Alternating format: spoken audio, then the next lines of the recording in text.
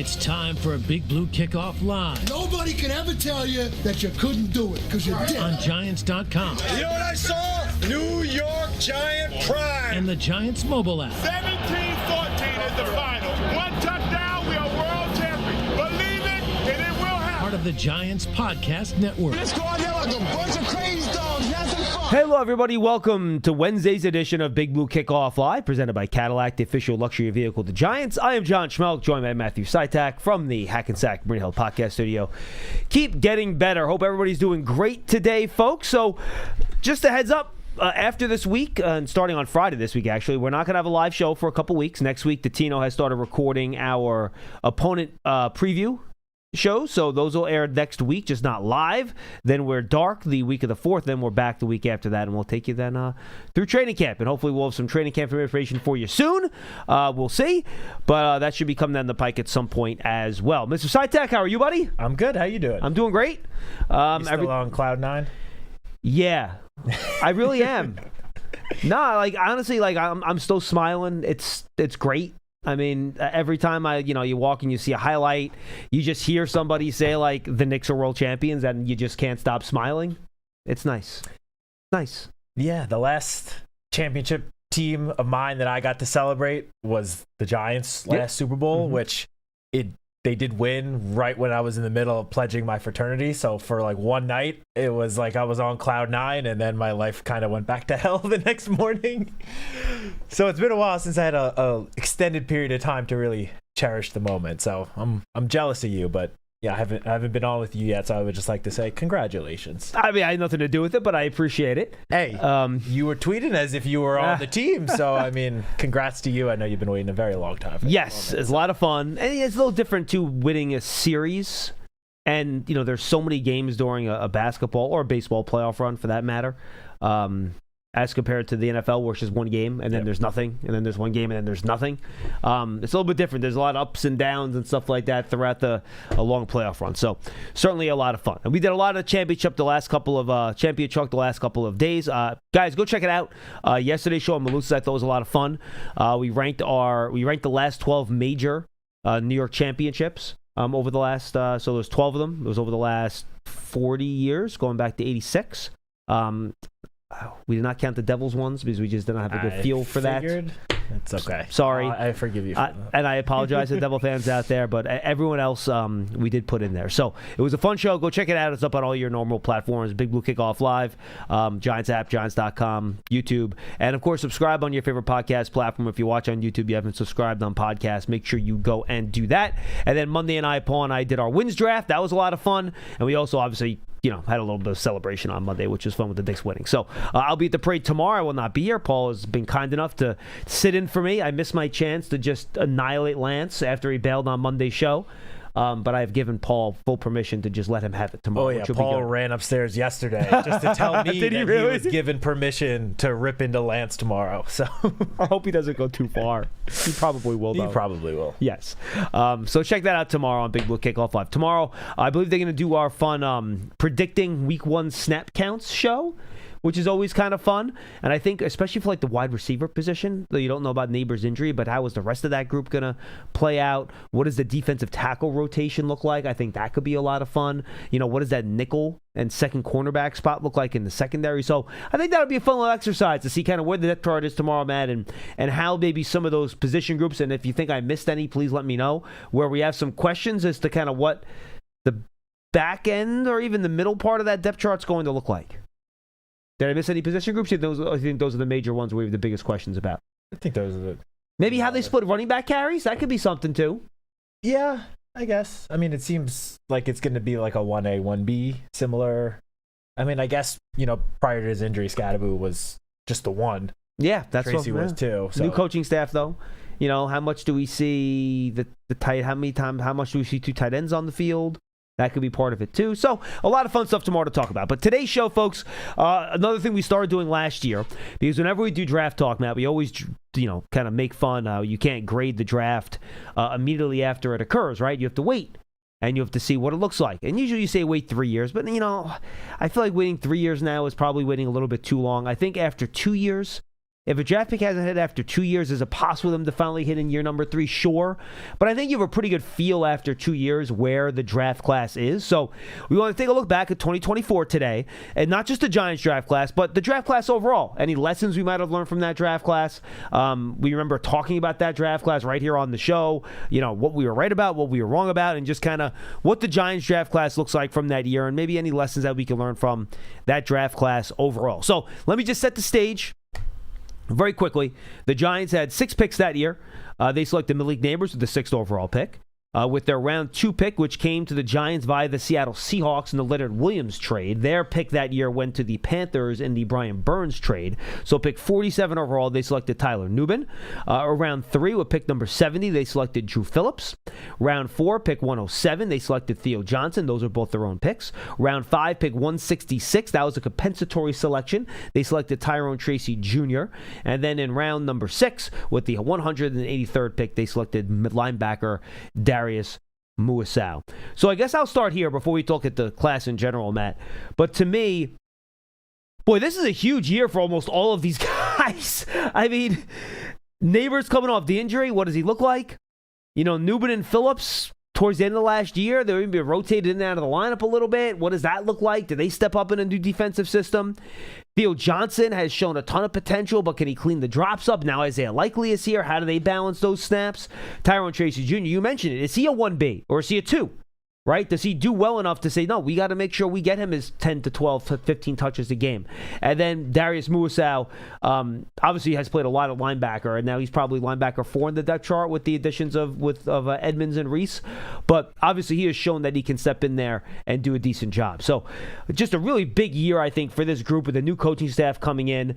When you can start talking about contract extensions, right, for guys that are on their rookie contract. So just a monster year, I think, for all of these guys. And I think when you look at the draft, you're like, all right, we see the potential still for a lot of these guys, even maybe if they haven't reached the height of where you want them to reach yet.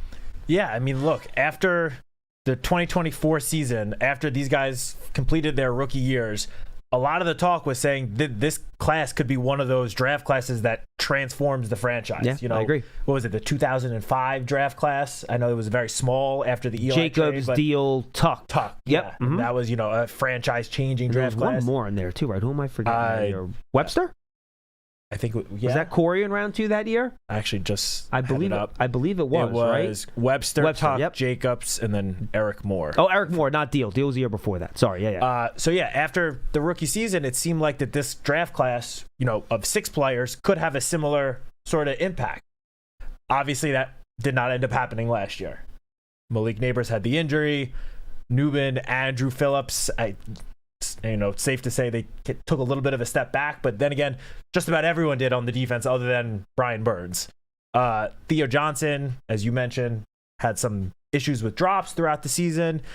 Tyrone Tracy put together another solid season. It's just when Scadaboo was healthy, as I mentioned earlier, he was clearly not even the 1B, the number 2, with Scat being the number 1. So, yeah, I would say that, the potential and the upside is still there for just about every single member of this draft class. I don't think anything has really changed much from right now to this time last year. The biggest question mark, honestly, I would just say is Malik coming back from the injury, just because, as Coach has mentioned, it was a serious injury. It wasn't your just, clean, easy, typical torn ACL. There was more to it. And so while everything seems to have Malik on track to return, whether it's week 1 or early in the season, it's still a question of when is he going to be back to the normal Malik Neighbors. It's probably not going to be right away. It's, just in general, players coming back from this sort of injury, they don't really return to their normal self at least until, halfway through the season. Then they start to look more like their old kind of explosive self. But with Nubin and Drew Phillips, they showed a ton of promise as rookies. A ton. I mean, it had everyone thinking like these two are going to help transform the secondary. Last year, as you mentioned, not exactly the case, but one would hope, especially with the addition of Denard Wilson as the defensive coordinator, former defensive backs coach, that is the position group, the secondary, where if they can flip the switch and, improve and reach the upside and the potential that every single member of that unit has, then that really could be a transformation of the entire defense. Because the front seven, I think everyone feels pretty great about, especially with Edmonds and Reese at linebacker. The front, no Dexter Lawrence, but everyone else is the same. They have other veterans on the interior of the defensive line that you hope as combined will somewhat replicate the production of Dexter Lawrence. So it's really, if the secondary can improve and take a jump under Denard Wilson and, obviously the other position coaches in the secondary, then this defense really has a chance to make a giant leap in 2026. We are taking your calls, by the way. Get on the line. I know we didn't take your calls the last couple of days, but get on the line at 201-939-4513, 201-939-4513, and we will take your calls in a few minutes. We're not going to go on this all too long. But look, I'm with you on all that, man, and I think I'd be shocked if Nubin wasn't one of the two starting safeties this year. Same. But I don't know what the nickel spot's going to look like, because that you don't see that many smaller guys like Phillips and nickel anymore. You see more bigger safeties. The Giants go 3 safety on Early's down. Maybe he's the passing down nickel, not the running down nickel, right, on 1st and 10 if teams are in 3 wide receivers. So that to me is interesting in terms of how they're going to use him coming up this year. The only thing with that, though, is that the guy that I would think would be, I don't want to say replacement of him as the nickel, but the guy that could take some snaps away is Ardarius Washington. Who's even smaller. And he's even smaller than Drew Phillips. Like, Drew Phillips is pretty significantly bigger than Ardarius Washington. Could we see Nubin or Holland up there with Pinnock as one of the two safeties deep? I mean, it's definitely possible. I would think right now, with training camp still 6 weeks away, that Pinnock is likely the number 4 safety. But again, if they are viewing Ardarius more as the nickel, right? I don't know. Then Pinnock would then, I guess, be somewhat shifted up to the 3rd safety. Yeah. I mean, or you could put Ardarius Washington deep and have Holland or Nubin play the slot spot if you prefer that too. Yeah. So it'll be interesting. I think that's one of the spots that I'm really keeping my eye on in the summer, what they do with that nickel spot, depending on down and distance, what kind of personnel they want out there to try to stop the run on early downs, but still be able to cover some of those shifty slot wide receivers. All right, now let's look at the draft in general, Mabs. I'm going to take this kind of at the look of where the Giants are and in terms of the league in general. Okay. And if you look at the top 6 picks in this draft, I don't think any of those teams would change anything they did except for maybe the Arizona Cardinals. I was going to say, I think they would. Yep, I agree. But the fact that it's only... They may not want to admit it right now because obviously they're not giving up on Marvin Harrison Jr. after 2 years. Well, here's the question. Seriously. Yep. Do you think right now if the Bears offered him a Dunze for Harrison straight up, would they do it? I mean, I would think so. I mean, a Dunze hasn't... I mean, if you look at their numbers, are they that much different? I think Adunze's numbers have been better, and he's had way more competition for targets than Harrison. Well, that's true. Marvin Harrison. That's true. I mean, Trey McBride is obviously there. He's the leading receiver for the Cardinals the last 2 seasons. So he's obviously one of the best, if not the best, tight ends in the NFL right now. So no knock against him. But Rome Odunze has had DJ Moore the last 2 years, who obviously is no longer there. Fair. Luther Burden was added. Yeah, you're right. Couple tight ends. Yep, Colton Met. Like, he's had way more competition for targets, and I think he's shown more flashes than Marvin Harrison. Marvin Harrison has had a handful of really good games, games that make people say, oh, this is why he was, the best wide receiver prospect we've seen in years going into that draft. But he's just not consistently been able to put it together. I think that if the Bears offered Rome Odunze straight up, or if Malik Neighbors was healthy, well, that was my other question. Them, I think they would do that in a heartbeat because Malik showed more in his rookie season than either of those two showed in 2 years. I agree with all that, and I think Neighbors is the number 1 wide receiver in the class right now. But again, we don't know what he's going to look like after the injury, and I think that adds a question mark into it. So Harrison actually has 103 for 1493 and 12 touchdowns in his first 2 years. 103, 1493, 12 touchdowns. Odunze is 98, 1395, and 9 touchdowns. So Harrison's number is slightly better, but to your point, Harrison's the undoubted 1A for Arizona. Yeah. Odunze is not the 1A for Chicago. I agree with you on that. Now he might be, but he hasn't been the last 2 years. Yeah, he might be now, though Burden was really good last year. I think Burden's going to be a monster in the NFL. If you were drafting a team today, yep. All right, and I made you want to have one of these 2 guys on your teams for the next 10 years, would you rather have Odunze, Harrison, or Neighbors? I mean, knowing what we know right now, I think I would still go Malik. I would too. I agree with you. Maybe I've just got the blue shades on a little bit. I'll be honest, but I just think he showed more as a rookie, more explosiveness, more of the characteristics of just that bona fide stud number one wide receiver that neither of these two other guys have shown even somewhat consistently. I agree. I think he's the only one of the three that you think can be an all-pro level receiver. Yes. Now, well, I think Odunze could get there, but I feel more comfortable saying Malik will get there than Odunze. So you would definitely go Odunze over Marvin Harrison Jr. today? Right now, yeah. Okay, interesting. I mean, I love Odunze going into the draft. For me, it's close. I think you can make the argument both ways. I think it's close. If you wanted to argue for Marvin Harrison, I would not, argue, run up against that hill against you. Marvin Harrison has obviously shown flashes of being great, but I just think Odunze's done it a little bit more consistently, and again, with way more competition than Marvin Harrison. Now, granted, Marvin Harrison also hasn't had the best quarterback play. I was going to say that. Not that, obviously Caleb Williams has also been a little up and down the last 2 years. So you could argue that people maybe were paying a lot more attention to Marvin Harrison Jr. than Odunze because of the lack of talent around him.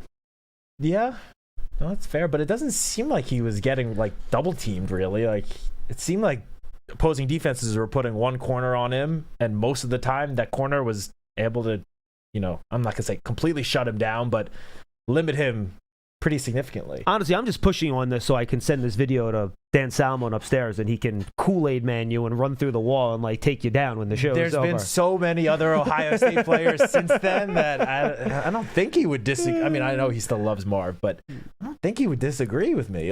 No, I don't think he would either. Despite the fact that he has the red and gray, or crimson, is that what it is? Crimson and gray. As long as I don't say a negative word about Arvell, I think he's fine. Which I would never. But. Correct. I understand.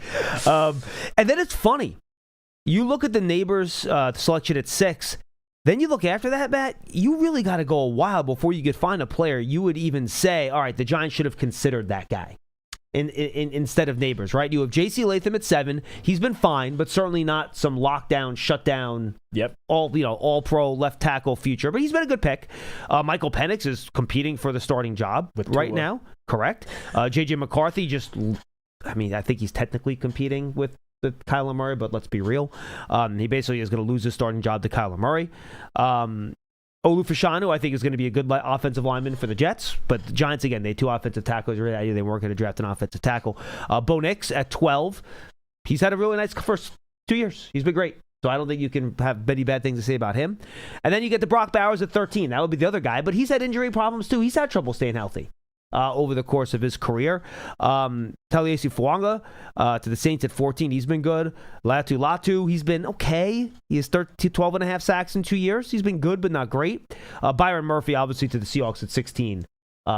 Really good pick there, obviously, at number 16. But, some good players there, but no one that you're saying, all right, this guy really slipped through the cracks. You get the Jared Verse at 19. I think that's the next guy you probably talk about as someone that if you did a redraft, he would certainly be a top 10 selection. Oh, yeah. But, some good players in there, but no one that you're sitting there, you're like, you know what, they really should have thought about this guy at 6 instead of Neighbor. So I think you have to be pretty happy with what the Giants did at that spot. Yeah, I mean, the only guy that I think was even remotely in consideration, at least in terms of who the media expected. Obviously, we don't know for sure what was going on in the draft room, but Brock Bowers, I guess some people thought, maybe he's a top 6 or 7 pick. Obviously, he has had the injury issues, but he's obviously been very, very good for the Raiders. But yeah, other than that, I mean, I'm with you. Really, I mean, Jared Verse was never going to be a top 6 pick in that draft. Obviously, he won defensive rookie of the year. Just got it traded for what's his name, Myles Garrett. So he obviously is a very talented football player. Quinyon Mitchell, a couple of picks later, would also, I think, be a top. If they were to redraft now, would be a top pick. He obviously has had a very strong start to his career. And the only thing, Bo Nix, obviously that was a guy that after the rookie season, even after the last 2 years, some people were like, oh, well, maybe the Giants should have taken him. We said this 2 years ago, said it every time we've been mentioned since. Bo Nix has looked great his first 2 years, but playing in Sean Payton's system. I don't know if he would have had the same success. I don't know either. If the Giants drafted him and he was playing under Brian Daboll the last 2 years, or whoever, any other offensive play caller, honestly. I think he was just the perfect fit for what type of offense Sean Payton wants to run. It was just a match made in heaven, and so far the results have obviously been very good. Yeah, overall, I think we're going to look back and say this was a darn good draft, though. And we thought at the time when we were talking about this group, we talked about the guys at the top. Bowers at 13, Byron Murphy, I mentioned him. Even, Dallas Turner has 11 career sacks. That's not bad for the first 2 years of your career, right? Chubb Robinson has 10 sacks. That's not bad for the first 2 years of your career. You talk about Jared Verse, the offensive linemen, all Fautanu, Fuanga, J.C. Latham, good players. Talk about Brian Thomas, picked at pick number 23. Now he had a down year in year number 2, but a monster in his rookie year. Terry Arnold, he's been a little bit disappointing, I'd say, but he has started for 2 years for the Lions. Quinion Mitchell, to your point, is one of the top cornerbacks in the league. Graham Barton has been an excellent offensive lineman for the Tampa Bay Buccaneers, playing center at pick 26. It's a nice first round. I think. Then you look a little deeper down. Ladd McConkey at 34. Tavondre Sweat at 38. Your guy Braden Fisk at 39. He has 11.5 sacks already in his career. Kamari Lassiter at 42. And that gets to the Giants' second round pick.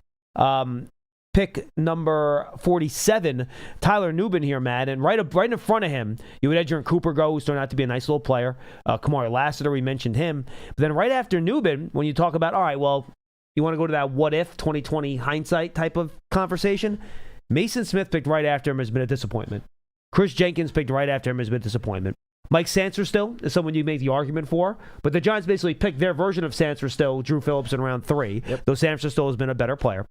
Zach Frazier has been a good offensive lineman at center for the Steelers, but the Giants had just picked John Michael Schmitz the year before, so that wasn't going to happen. Adonai Mitchell has been a disappointment. Ben Sinnott's been a disappointment, the tight end. Michael Hall has been okay, but he's been a disappointment. Patrick Paul's been a good player.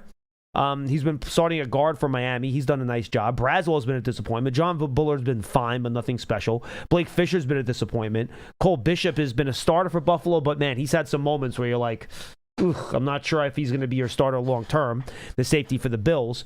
Ennis Rackstraw has barely played. And then you get the 2 offensive linemen, Roger Rosengard and Kingsley Suamataia, who have both been starters for their 2 very good teams in Baltimore and Kansas City, though the Chiefs are ready to move Suamataia into guard because he couldn't handle playing tackle. So second round, not great. I mean, there's some good players in there, Matt, but some very big disappointments. Jerzon Newton's the guy that got picked early in the second round. We had high hopes for. He's kind of been very quiet so far in his career coming into the pros. I think he had a foot injury, right? If I remember correctly, was it foot? Yeah. I think so, right? So some good players in that second round, but there's no one you really see except for a couple of those offensive linemen that was picked after Tyler Nubin where you're like, oh, man, that's the guy you had to take there instead of Nubin. Yeah, I mean, the guys that you would consider the biggest hits in the second round were taken before Tyler Nubin. Correct. Cooper DeJean and Kamari Lassiter. So obviously the Giants, unless they traded up, we're never going to get those guys. There's really no one else. I mean, you mentioned some guys that have been solid, have had solid starts to their career, but if Tyler Nubin can kind of go back and play similar to what he did as a rookie this year, or even take obviously a step, then there will be no second guessing that pick at all. I think he would be better than all of these guys we mentioned that went in the second round after him. I'll tell you, though, I'm shocking. If you would have told me when he got drafted that his first 2 years in the pros, he would not have an interception, I would have been fall off this chair surprised. Agreed. With what he did in Minnesota and how much he got his hands on the ball, I'm with you 100% there. All right, round 3, I'll just go through some of these picks very quickly. Top of the round, Malachi Corley. He's not even on the Jets anymore, I don't think, right? Didn't he get cut by them last year, Malachi Corley? Trey Benson has not been so healthy for Arizona, and they just drafted a running back with a top 5 pick. So I don't think he's going to have a big career, at least not there. Brandon Coleman, another offensive lineman. So we've seen some really nice offensive lineman picks in this draft. It's been a very good offensive line draft. Brandon Coleman is starting at guard, or I think he's going to start at guard for the Commanders this year. Caden Wallace, Junior Colson, not very good. Those are the guys picked before Phillips. Right after Isaiah Adams, he's been fine. Trevin Wallace, the linebacker, and Cooper Beebe, he's, again, another good offensive lineman, right? Yep. Starting center for the Cowboys. Braylon Trice I don't think he's played yet.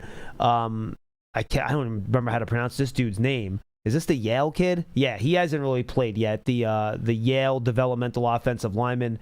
Jonah Ellis has been a nice little edge rusher for Denver as part of their pass rushing package. DeMar Glaze, again, he's been a pretty decent offensive lineman for the Raiders. He's done an okay for them. Caleb Bullock, that's the one guy that we haven't talked about much. That's had a really nice start to his career. Yep. But he couldn't tackle a lick in college. We talked about that, how many missed tackles he had. But that's the one guy you look, all right, the Giants took a DB in round 2 and round 3, and Bullock was the guy that's still there after those 2 selections. But, man, there were a lot of things you worried about with him coming out of college in terms of the tackling. Yeah, I mean, obviously after the Giants took Tyler Nubin in the second round, they were never going to take another safety 1 round later. But, yeah, he's the only guy really in the 3rd round that you look back and you're like, this guy's had a very strong start to his career, Dominic Pooney, maybe he's been started a guard for the Niners, but again, another offensive lineman. There have been players that have no doubt have been solid, but Bullock made the Pro Bowl last year. Not the Pro Bowl is not the the end all be all with how the voting works these days. Yes, that's correct. But he was a Pro Bowl safety last year, and made the PFWA All Rookie team in 2024. Like he's definitely been a very solid player. So I guess that's the one guy you can look back at and say maybe you take someone different in round 2 and then take him at round 3, but you don't know how the draft's going to play out. He was projected, I think, to be a early to or mid 2nd round pick, and he dropped to the early parts of the 3rd round. Yeah, you obviously couldn't count on that necessarily happening. So, easy to look back and say, oh, maybe they should have taken him, done this in the 2nd round, then taken him in the 3rd round. But at the time, Tyler Nubin was ranked across the board as a much better prospect than Caleb Bullock. And it's not, and as solid and good as Bullock has been, it's not like after 2 years I'm ready to say Caleb Bullock 100% better player than Tyler Nubin. I'm with you. Because Nubin showed enough as a rookie where I think if he goes back to that, if Denard Wilson can get the best out of him, similar to 2024 as opposed to 2025, then this could easily be a debate of which of these guys is the better safety, after this upcoming season. I'm with you. Then you look at round 4 very quickly. Pro Football Reference has this little value numbers put on these guys, and Theo Johnson is one of the highest value numbers from this 4th round. Troy Franklin, the wide receiver over Denver, was taken before him, so you can't even really include him in this conversation. A couple offensive linemen, Tanner Bortolini, who's been a starting center, Mason McCormick, a starting offensive lineman. A couple running backs like Bucky Irving and Ray Davis, who've had nice little careers. But other than that, Tyrese Nice has played a little bit, but I don't think he's had a great career. Evan Williams, the defensive back for the Packers, picked after Theo Johnson. But given everyone else around him, I think you have to be pretty happy with the production Theo Johnson's giving you here in round 4. And then if you look at round 5 very quickly, I'll let you comment on both at the same time. And then we'll wrap this up. And I got 3 people in line. I'm going to get to your calls. Tyrone Tracy, by far, if you look at this 5th round, the most productive player from a skill position perspective, especially, that was selected in round number 5 of this draft. Yeah, in the 4th round, I would say the only, I guess you can kind of compare just because it's a similar position, A.J. Barner. The Seahawks took. That's a good one. How many picks? I missed him, yeah. Where was that compared to where? Barner was picked 121, yes. 14 picks later. Barner has definitely had a solid start to his career. More of a blocker than a receiver, but really good player. Last year did have 500-plus yards and 6 touchdowns, scored a touchdown in the Super Bowl.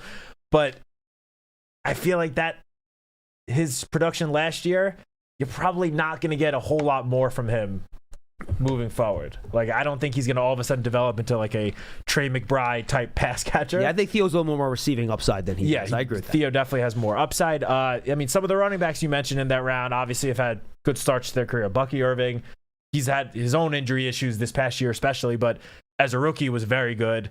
Ray Davis has shown flashes. Even Isaac Guerendo, filling in for Christian McCaffrey when he's been hurt, showed some flashes.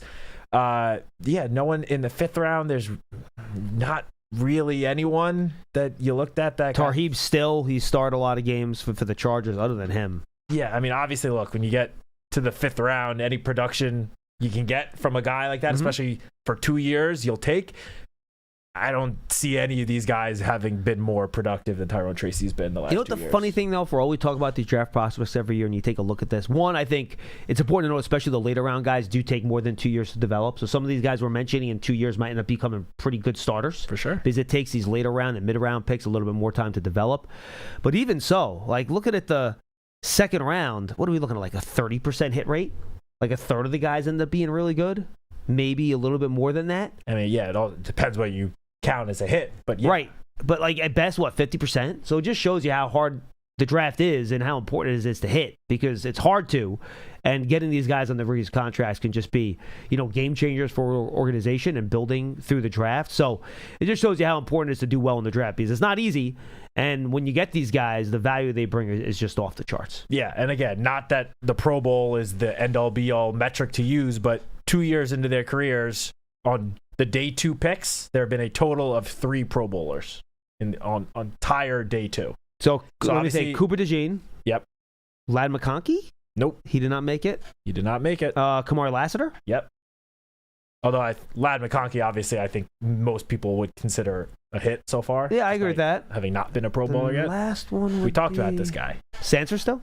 He has not made a Pro Bowl yet, right? Hold on, I gotta put my glasses on. You nailed the Bullock. 2. Oh, Bullock. We talked. Yeah, you mentioned that before. That's right. Yeah. So there have only been 3. Yeah. All defensive backs, oddly enough. That is oddly enough. You're right. So the thing for me that, obviously 2024 draft, 2025 draft, a full year apart. There was a full season in between. You can't make decisions in one draft with the expectation of how you're going to attack next year's draft. But just given how everything played out, you can kind of compare it and see, because obviously in 2024, at the end of the season, the Giants won a couple of games. A lot of fans were complaining that the Giants dropped to number 6, ended up with Malik Neighbors. If they had lost a couple more games, maybe they could have gotten Drake May, potentially. Or what if they pick 4th and they pick Marvin Harrison Jr. instead of Neighbors? Well, yeah, that was certainly possible. But I think the thing that most people were upset about, obviously, was that they fell out of the top 3 quarterbacks. Right. The point I was making, though, is that sometimes picking higher, you might get the better player later. Who knows? Yeah, 100%. But you can kind of look at it like, in this hypothetical world, if the Giants did end up with the 3rd pick and got Drake May, obviously Drake May led the Patriots to a Super Bowl last year, had a great season. Yeah, I don't think anyone complained about that. No, but it's sort of Drake May, and then if you look at the 2025 draft, Abdul Carter probably still would have been the pick at 3 if they had been still at 3. I agree. They wouldn't have traded up into the second round or the end of the first round for a quarterback, obviously. So if they had just stayed put, the Houston Texans, with the pick they got from the Giants, took Jaden Higgins. So Drake May and Jaden Higgins, Malik Neighbors, and Jackson Dart. That's obviously not apples to apples, but that's interesting. I didn't think about it that way. Would be one way to kind of look at it. I mean, obviously, just based off a rookie year, Drake May as a rookie, he didn't show that much more than what Jackson Dart showed as a rookie. Obviously, he took a humongous year 2 leap, and it's the leap that we are all hoping that Jackson Dart makes this year. So I guess, maybe a year from now would be a little bit more fair to try to look at it in that perspective. But, I mean, Malik Neighbors compared to Jaden Higgins, that's obviously not even a conversation. What if I slide Luther Burden in there instead of Jaden Higgins, who was picked 5 picks later? Then it might be a conversation. I'm just a big Luther Burden fan. I know you are. That's why I wanted to ask you. I think he's going to be a monster this year for the Bears. But yeah, I was not as high in Burden as I should have been. That was one of the ones I missed on, and I'm happy to look. No one's perfect on the draft, folks. You can get some of these things wrong, but yeah, he's been terrific. Like his yards per route run numbers and stuff like that last year are just absolutely off the charts. No DJ Moore. Yep. So it's Adunze, Burden, Colson Loveland, Cole Kmet still there. Mm-hmm. Didn't they draft another tight end too? The Bears aren't good this year, man. Something's going wrong. Well, I think it's more about the defense and the offense. That is true. I think to see what their defense can do. On paper should be very good, especially with Ben Johnson. Yes. And Caleb now going into year 3. You would think that would be a very good offense. I would tend to agree. We shall see is right. All right, let's go to our phones at 201-939-4513. So start off with Darian in Houston, Johnny Mac. Darian, what's going on, man? How you guys doing? We're good, dude.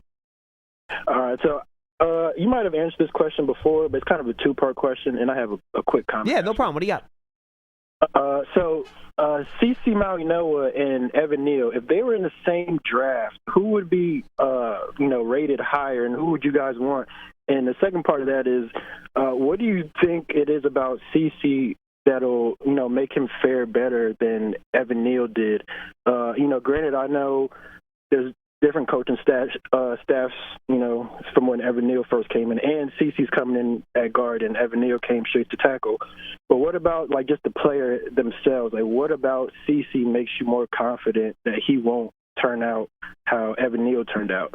No, it's a fair question, Darian. I think a couple things. One, he's a little bit lighter. He's about 20 pounds lighter than Neal was coming out. And I think once you get over 350, you get into danger zones, even for offensive linemen, in terms of how well they're going to move and how well they're going to play. I've learned that over the years in doing this. That always being bigger is not always better on the offensive line, right? Like, I think if I was to create an offensive lineman in the lab, I think 330 is what I would try to put him at, to be honest with you. We did not see Evan Neal work out at all during the draft process. And while CC did not do any combine stuff, he did do a pro day. You saw him run, you saw him move. And I think now that we've seen Neal in person, I think CC is a better functional movement athlete than Evan Neal is with better feet. And I think the other part of this, Matt, is Neal's playing guard right away. Like, if Evan Neal was showed up and it was put at guard in his first year in the pros, we might be looking at his career a little bit differently too, where maybe his body type and his athleticism fits better at guard than it does at tackle. So I think those are the things that I would probably list when you're trying to compare those two guys. Yeah, I think there's one more. Please. And obviously we've only seen a little bit of it from CC because he's only been here, less than 2 months. But I think CC just has I don't know if it's the attitude, the mindset, whatever you want to call it. But, I mean, the very first thing he said after getting drafted was, Jackson Dart, I'll die for you. Like, he's got that nasty, I'm going to take someone's head off of type of personality that, you love to see from an offensive lineman. While Evan Neal, going into his rookie season, everyone was like, oh, he flips that switch when he gets on the field. But just from what we heard from him from the media that first year going into his first training camp, a little bit more on the, quiet reserve side. And that doesn't mean that necessarily that's going to lead to better results, but I just personally like offensive linemen having that nasty attitude. The Quentin Nelson type attitude. Obviously, he's had very good results in the NFL.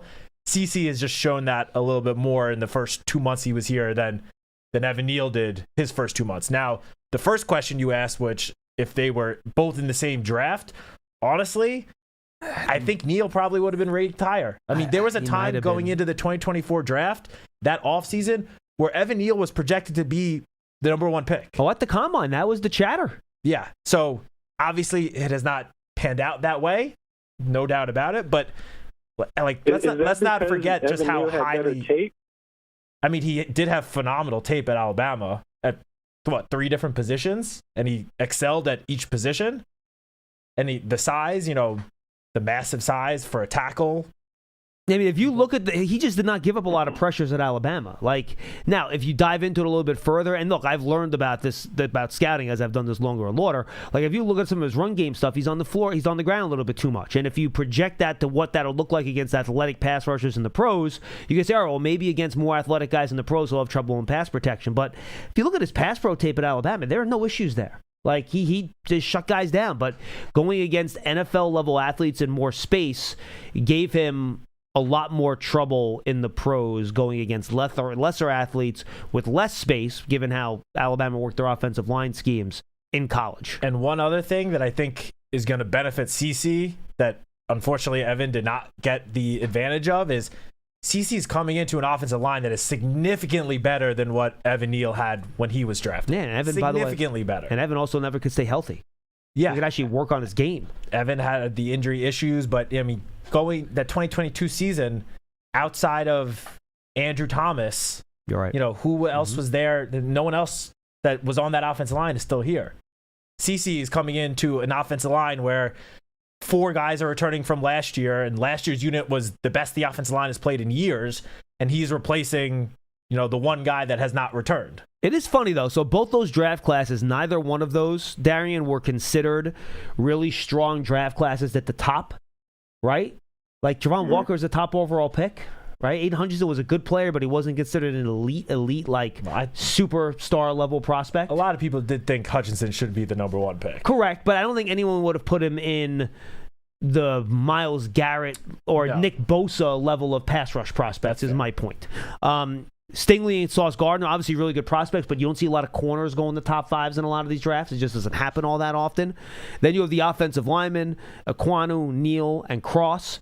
Cross has turned out to be a pretty good player, not a star, but a good solid starting offensive tackle, and Drake London at number 8, and we've talked about this draft class ad nauseum. So I think I think they would have been very close in terms of how they were ranked. I think it would have been a chef's choice type of thing as to in terms of who would have went first. Okay, got it. And quick comment was, so I've been pretty optimistic, this whole off season, and I'm going to the game down here in Houston. Nice. And as I was thinking about it, thinking about that Texans defense, I don't know, it just woke me up one night out of my sleep, and I was like, I'm kind of worried about our offense. I don't know why. I think we'll have a pretty decent run offense, but I just got worried out of nowhere about our passing offense, Matt Nagy, his scheme. It's been mixed reviews on Nagy. I don't really know too much about him. And it seems like a lot of the times, like during the off season, whatever we worry about during the off season, it seems to be the opposite during the season. So when we're worried about the defense when off season, they'll be good, and then the offense will let us down, and then vice versa. Like last year, we were kind of worried about the offense, with the rookie quarterback and everything, but it was our defense giving up leads and letting us down in the end. So I don't know. I just started worrying about our offense out of nowhere, and so maybe you guys can tell me something or give me something that made me not worry as much. And that's really it. No, thanks, Darian. And I happen to agree with you. I think despite the fact that last year's offense was much better than the defense, heading into this year, I probably have more confidence going into the season about the defense than I do the offense. Yeah, I agree. I mean, especially because Malik Neighbors is coming off this serious injury. If he was 100% healthy, maybe Cam Scadaboo also wasn't coming off a serious season-ending injury, maybe I'd feel a little differently. And you don't know what a second-year quarterback's going to look like in a brand-new offense either. Yeah, this is his Jackson Dart's third offense in 3 years, going back to his last year at Ole Miss, then last year, this year. And it's not that easy to learn a completely new NFL playbook, a new offensive system, and just immediately hit the ground running. And fourth different head coach, because he had 2 last year. Yeah. And a lot of new pass catchers in the mix this year as well. So, yeah, look, I think the injury at wide receiver, who's your number 2? Is it Mooney? Is it someone else step up? So I agree with him. I think if heading into this year, I have more confidence in the defense than I do the offense, despite the fact that was reversed in the regular season last year. Yeah. And just, Darian, since you said you're going into the game in Houston, I will say it is fair to feel a little nervous of any offense going up against that Houston Texans defense because they were, I don't even downright dominant last year. They were insane. So, yeah, the Giants offense might struggle against that defense, but I think just about every offense is going to struggle against that defense this year. Yeah, I got them in the wins pool we did yesterday, so I was happy to get them in terms of predicting how many wins these teams are going to get. I'm trying to see where Pearson tracked those. I'll have to go and find them somewhere in the document. All right, let's go to Mike in Florida. He's up next. Mike, what's happening? Well, this question has to do with Harrison. Sure. And it's hypothetical. If you could get him as a Giants player, what position would you put him in? Would you put him in the slot replacing Wandale, or would you keep him on the outside? That's my first question. I would what put are him. your thoughts, Scott? I would put him on the outside, Mike, across from Neighbors, kind of being that bigger X wide receiver, possession type, some back shoulder throws, some deep in cuts, run some slants with him. That's where I would personally put him. Yeah, I agree 100%. Having him on the outside and then Malik, sometimes lining up opposite him on the outside, but Malik obviously has a little bit more versatility to move all around the offense. I mean, he would be a great complement to Malik Neighbors, but unfortunately, I don't think that can happen. Realistically, okay. Yeah, I do wonder. I wonder. I wonder what the Cardinals would take for him in a trade right now. My other question has to do with long snappers. We've heard nothing from you guys talking about that this year. So, who's going to be the long snapper for the Giants this year? Well, there's only one left. In camp yet? I was going to not? say that. Well, right now, obviously, we're going to have to say Ben Mann because he's the only long snapper on the team, but Coach Harbaugh, when he was speaking to the media for the first time after the Giants let go of both Zach Triner and Jason Sanders, said just because they were let go doesn't mean necessarily that they won't ever come back. Obviously, Sanders got picked up by the Jets, so at least for now, that's off the table. But Coach made it clear that, if they get to training camp and Ben Mann isn't showing what they want to see, that there's a possibility they could bring Triner back or bring a different veteran in. Long snapper is... The specialists, I will say, are positions where it's not the most difficult to take someone off of the street and have them fill in, pretty quickly. Yeah, I agree with that, and I do think there's an off chance that the long snapper and the field goal kicker to start the year are currently not on the roster. I think the guys that are here are young. You'll give them a chance to do what they do, but I think you're ready. If you need to bring in a veteran to fill one of those spots, you can. Yeah, no doubt. Although I will say the way Zavada was kicked this spring, I would say he seems like he has a leg up in the competition. I think what he did at the end of camp was good. I think his first couple weeks was a little bit up and down, but I think towards the end used to the East Rutherford winds, which we know can be nasty. Yes, but he did get much more consistent as it went along. All right, my other question, guys, has to do with who were the blockers next to last season's long snappers? Are they still in camp, or are we going to be developing a new center core? No, I mean, usually on the punt team, I think you have your regular. I don't have to look. I don't remember who the two guys right next to the snappers were on the offense on that part of the punt team last year. I have to look. I'm not positive. I'm not positive. I'm pretty sure Stinney did get a decent amount of special team snaps. So obviously, whether it's field goal or extra point attempts, those would be the snaps that he would be on. And Schlotman probably was on that group too last year, I would imagine, probably, right? I think so, yeah. Because I remember when I was doing my weekly snap counts articles, those two guys each had a handful of snaps each game, and obviously I don't think those guys are going in on kickoff coverage. So the reason I asked that question, guys, is we all believe that Harbaugh, being a special teams coach in his early days, is going to focus on that, on special team issues. And yet I haven't heard you guys talk much about that at all. And maybe it wasn't a point of focus at all in this training camp. Well, I mean, you aren't going to just keep guys because they're going to block on special teams for you. You're going to keep guys because they're going to be good blockers, and you'll also use them on special teams. I can give you an idea. Let me see. What game? I'll pick a random game last year. Let's go. Real quick, I have the two for the season. The two offensive linemen that led the team in snaps, other than Casey Kreider at long snapper, were Austin Schlotman and Aaron Stinney, who both played 69 special team snaps, about 15.5%. That sounds about right. And then Runyon was next at 55. Go down the list. Hudson had 44. Van Roden had 44. Marcus Bowe at 37. So, yeah, I mean. So you'll probably have Stinney back in there again. You'll probably have Lucas Patrick in that mix, I would imagine, in that group. And then, depending on who the other backup guard's going to be, Falele maybe might be in one of those spots. Yeah. Fair enough. All right, guys. Good. Thank you very much for the update. All right. No Appreciate problem. the call. Thank you for the call. Oh, we had Charlie in Portland, Maine. Did he hang up Johnny Mac? What happened to Charlie? Charlie, I had a couple guys we don't hear from a ton, so I wanted to get to them first before I got to you. If you call back, I'll put you right up.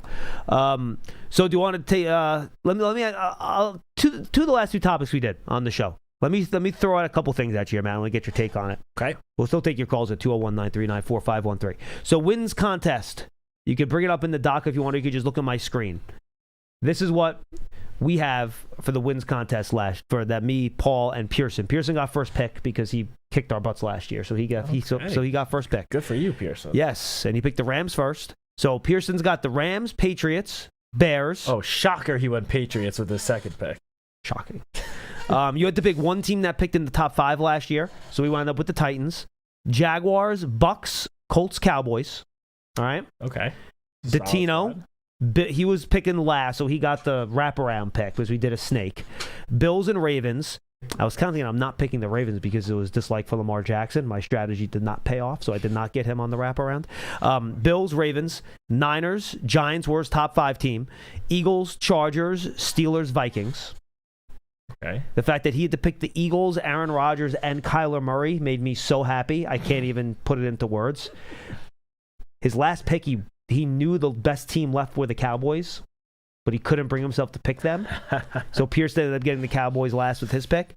And then my teams ended up being the Seahawks, Chiefs, Texans, Broncos, Lions, Packers, Bengals, and Raiders were the one team in the top 5 that I was the last team to pick one of the bottom 5 teams last year. So don't love that, but I'm hoping Fernando Mendoza and Kirk Cousins can make them a little bit more respectable. I also had the Raiders last year in this competition. It's one of the reasons I lost, because Pete Carroll and Geno Smith could not be respectable in this particular situation. Yeah, at least in terms of the teams that picked in the top 5 last year, I probably like the Raiders the least. I agree. 3. Giants would have been. Paul picked the Giants like 4th, so he picked them He picked them early. I mean, I don't blame him. I think they were the easy top team in the top 5 last year. Biased aside, that seems like, of the teams in the top 5, the most likely team that could make a big jump. I agree. And, that also, I wanted to bring this up, so it's perfect timing. NFL.com, I saw this tweet, put out an article. Oh, what do you got? Your guy, Eric Edholm. Oh, I love Eric. NFL teams and players who will redefine the narrative in 2026. And there are 5 different bullet points. One of them, number 4, Giants become a consistent winner starting this season. Oh, and it goes hire John Harbaugh. John Harbaugh, the transformation that they expect the Giants to have. So it's not just us that think the Giants can make a big turnaround. This is national NFL reporters and writers are saying the same thing. And again, I don't want to put too much pressure on him, but to me, it really is good. How good is Jackson Dart going to be? And that's really going to determine how good the Giants can be this year. I know it's not rocket science. The quarterback has to be good for the team to be good. Thanks, Sherlock. I appreciate it. But for a second-year player at the position, new system, if there's one thing to watch all year, that's it. Wins and losses aside, that's it. That's how good is Jackson Dart going to be? And we're not going to know they start playing games. I have no idea. Yeah. All right. Sam Darnold just won a Super Bowl. Okay. Granted, he had a extremely talented defense. Yes. Along with the offensive player of the year. He had some big moments in big time games. Great running game, but he did. Beating the Rams. He stepped up when he needed to. Did. All right, let's go to Scott in New York. Scott, what's going on? Hey, what's going on, fellas? We're good. How you doing, Scott? Hey, I just wanted to say I made you win that Knicks game. I shut you off. I shut it off in the third quarter to around I don't know. It was towards the end of the third quarter. I finally turned it back on when I saw they were catching up. I got this jinx thing going on, so all you, Scott. All you. All me? Yeah. It was all you. Yeah.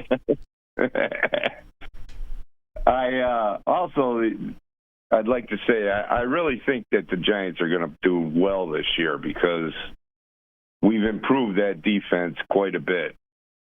And that's pretty much it. I just wanted to say I saved the Knicks. All right, Scott. Appreciate the call. Had nothing to do with Anunoby soaring through the air for the tip-in. No. All Scott. Scott 1A, Brunson 1B, OG 1C. Okay, I buy that. And Datino with his lucky Eastern Conference Championship shirt from 2001D. I love it.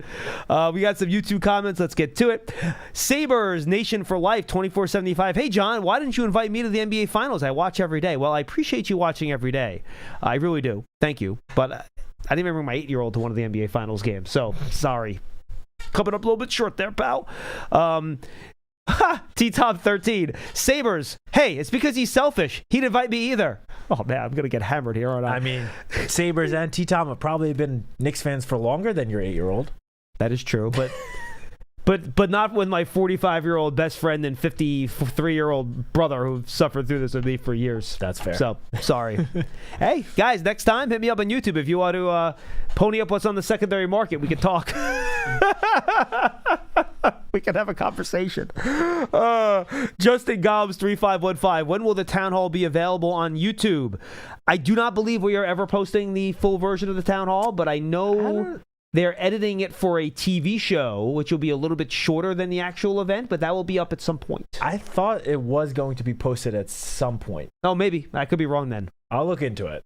All right. We'll look into it. Citak's on it. He's one of the guys that posts everything, so he would know. The Soulful 357. Marvin Harrison needs an ethical quarterback like who his dad played with. It all depends on the quarterback. It's a good point. You do. T-Tom 13. I'd love to have Marvin Harrison. Talk about big years for players.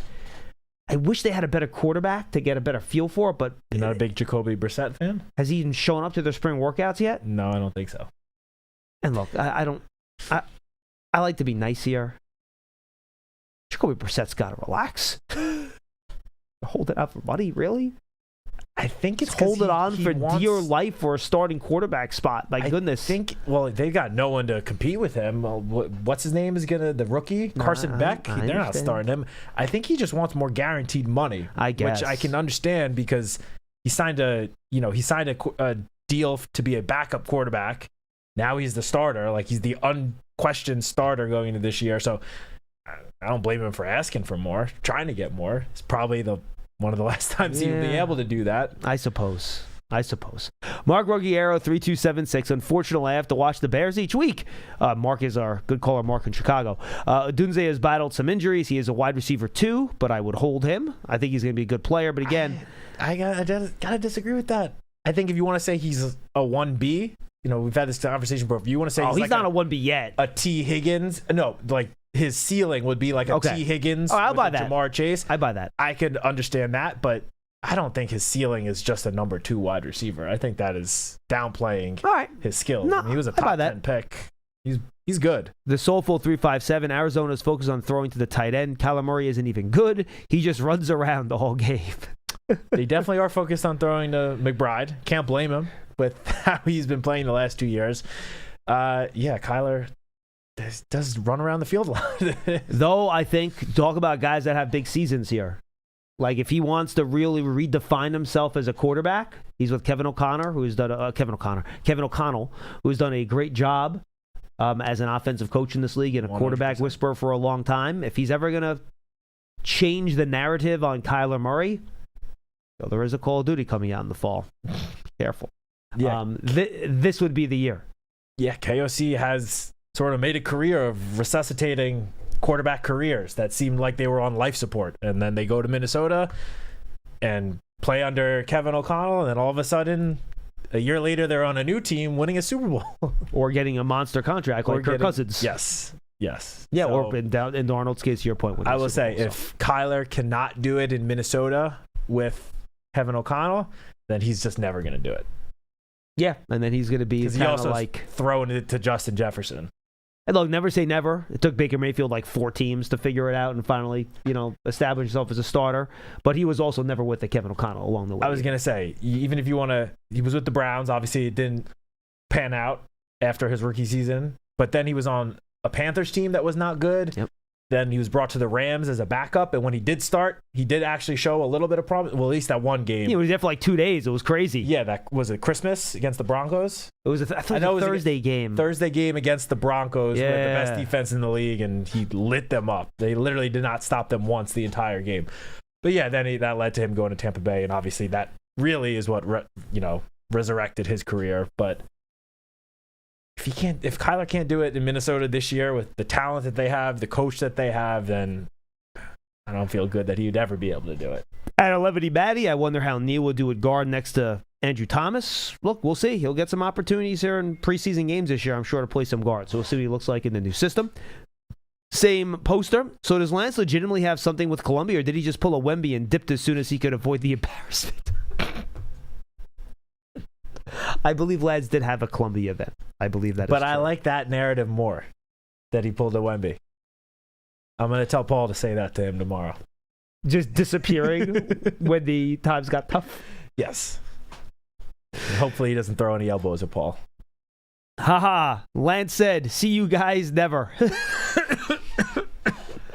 I'm telling you, he's going to try to weasel his way out of hammering him. He deserves once he gets back on the show. Wow, I've got more tweets about wanting us to hammer Lance after the Knicks championship than I have about like anything else in the last week. I mean, I only did the show once with Lance, I think, in the last month, and he refused to even read a comment that said, let's go Knicks. He was like, no, Matt, you can read that comment. Like, wouldn't even say it and then from a poster. And then the best part is last week, I was on with him after the Anunoby game, and I was careful. Knicks hadn't won the series yet, so I don't want to get ahead of myself. So I took it easy on him. I had to push him to admit that he was rooting against the Knicks. He tried to make it out like he was being unbiased and completely, unabashed basketball observer, just being completely down the middle. And I'm like, Lance, give me a break. I've known you for 30 years. 20 years. You hate the Knicks. And that's okay. He's like, well, yeah, they're the rival of the Bulls. And I'm like, that's fine. You can hate the Knicks. I have no problem with that. but just be straightforward that you're not exactly being, unbiased in your brutal Twitter analysis. Also, are the Knicks really rivals with the Bulls now? Well, they were were talking about it in the 90s. They were back then, yes. Yeah, but it's been a long time since the 90s, as we all know. I still hate the Bulls. Fair enough. As the non-Knicks fan, so I'm not going to speak towards that rivalry. I having been born in 1992, so like I remember the MJ Bulls, but not too closely. Yes.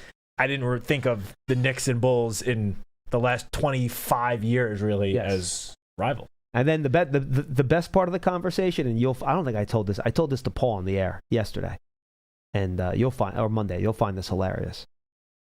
He refused to admit that he is a stubborn person. He goes, "What do you mean?" I go, "What do you mean?" I mean, that does check out with something a stubborn person would say. Yeah, I suppose. So he's being stubborn about admitting that he's stubborn? Exactly. Yes. I said, "Lads, I love you, man. You're the best. But you're stubborn. And that's okay." I saw one tweet of his from sometime in the last 48 hours, and it was like, the arguments of Jalen Brunson being better than Michael Jordan need to stop. And I'm like, Lance, who in the right mind is saying right now that Jalen Brunson is a better all-time player than Michael Jordan? It's crazy. He's like making up arguments to try to take shots at the Knicks. I literally told Paul he's going to do this tomorrow. All those numbers where like Brunson averaged more points than Jordan in the playoffs. The Knicks had a better point differential than any Jordan Bulls playoff team of all time. The closeout game with 45 points. Paul's bringing all that. He's his notes. He has stats and notes ready tomorrow. He's going to get Lance so mad. I cannot wait. I will admit I will not be tuning in from the parade.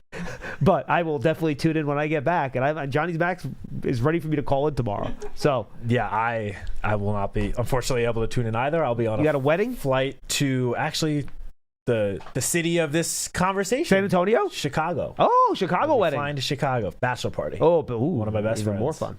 What, are you guys hitting a steakhouse while you're out there? What are you doing? Yeah, we're going to Bavette's tomorrow night. Nice. Going to a Cubs game. It'll be a fun weekend. That sounds like a lot of fun. Yeah, long weekend. The office is closed Friday. You're at the age now where you're in prime wedding season for your friends. This is my fourth bachelor party in the last less than 2 months. So it's around 30. Fourth and final one, thank God. So it's around when you turn 30. That's when you start hitting all your hitting all your weddings. And then the weddings begin. I got 3 weddings this summer. A fourth that I'm missing, but 3. How old are you? Yeah, 33. Yeah, you're right in those prime wedding years. So fortunately, because I'm already sick of it as much as I love my friends, I'm at the end of the wedding craze. Like the last couple of years, there've been so many weddings every single year. It finally seems to be slowing down, thank God, because I can't afford to fly to all these places where my friends are having bachelor parties and weddings. Luckily, most of my friends were poor, so we didn't do a lot of on location bachelor parties. Do you own a tux? Yes, I own a tux. You do own a tux. The one I bought for my own wedding 2 years ago. Oh, so you bought a tux for your wedding? Okay. Yes. How many of these weddings have been black tie affairs? A good amount of them. And Really? I've worn Okay. that same tux every time. There you go. I'm sure it paid for itself a few times over already. 100%. I never owned a tux. Even for my wedding, we didn't do tuxes. It was a gift from my parents. Okay. Granted, I did not have to pay for it. Still. Yeah. I'm going to continue wearing it until it doesn't fit me anymore, which hopefully is not for a very long time. Yes. All right, folks. So that's it for me. I'm not going to see you for a couple weeks. Citak's not going to see you for a couple weeks. Tomorrow will be Lance and Paul. Hopefully they'll talk some Giants along the way if Lance doesn't physically assault the Tino at some point during the program. Or walk out after 5 minutes. Yeah, I think both those are possible. Johnny Mack, are you ready to physically restrain Lance if you have to over the course of the show? You can nod. That's okay. Just Okay, he's ready. Lock the door. Fuck you! You fucking me. I'm not sure if you want to be stuck in here though with Lance and Paul. You might want to walk out and then lock the door and just kind of see and they come in and see who's left conscious after the fracas is over. You can stream it live on Giants.com. I think it's like UFC 362 Meadow Datino. I have no idea what number 5. I don't watch any of that stuff. But that's tomorrow at 12 noon. And then we're going to be no live shows for a couple weeks after that. No live show Friday, but we'll have those recorded shows for you next week. Then we're dark the week of the 4th of July. Then we'll be back with live shows that second week of July. So make sure you stay tuned. Tune in. If you go to the Knicks parade tomorrow, be safe. Try to just keep it under control a little bit. The city's making it tough on you, by the way. For sure. I was just going to say, enjoy the parade. Yeah, so you can't get there. Earned it. So they're not letting people in until 6 a.m. No bags at all, which you're sitting there for 4 hours waiting for things to start, not having a bag with you, like how am I going to keep my 8-year-old entertained for 4 hours without like a tablet? I'm not saw looking forward to something that. on Twitter that people are paying other people to stand and hold them a spot in line at the front of the parade for like $750 just to wait there for a couple of hours. But they're not letting. They're going to clear the area. I guess until 6 a.m. These people are. Can you camp out to get to the area that before they opened it up? I don't think so, because the police are going to set up a security checkpoint. So they're probably going to clear the streets and then make them go in line. I'm assuming these people are going to, wherever they clear them out to, stand right outside that line and just wait there for however long it takes. Yeah, people ask me, are you going the night before? I'm like, I'm not having my 8-year-old daughter sleep on a New York City street with me overnight. We'll get there at like 6 a.m., 6:30, and hopefully she can see somebody on a float. And if she doesn't, she's going to be devastated. Yes, I'll put her on my shoulders. Anyway, have fun, everybody. Be safe. Talk to you in a couple weeks. So, Matt, tomorrow at noon, Big Blue Kickoff Live, Datino and Meadow. Check it out. And again, go check out the last 2 episodes we did on the YouTube channel or the app or their podcast platforms. Really good shows. And for the Giants Huddle podcast for the next 2 weeks, we'll still be doing those shows. They're going up. Pearson's cutting them as we speak. Assistant coaches are done today. Tim Kelly should be going up. Then we'll have all the player interviews you recorded during our media day a couple weeks ago. That'll go up over the next 2, 3, 4 weeks as we carry you towards training camp at the end of July. And hopefully we'll have some news on that maybe at some point tomorrow, or otherwise just check out the Giants social media channels and everything else, and we'll have that for you. Yeah, I will say if you have the Giants app, which I hope all you do, turn on push notifications because there might be an announcement coming somewhat soon. Yes, so check that out. For Citak, I'm Schmeelk. Let's go get some food. We'll see you next time, everybody. Adios.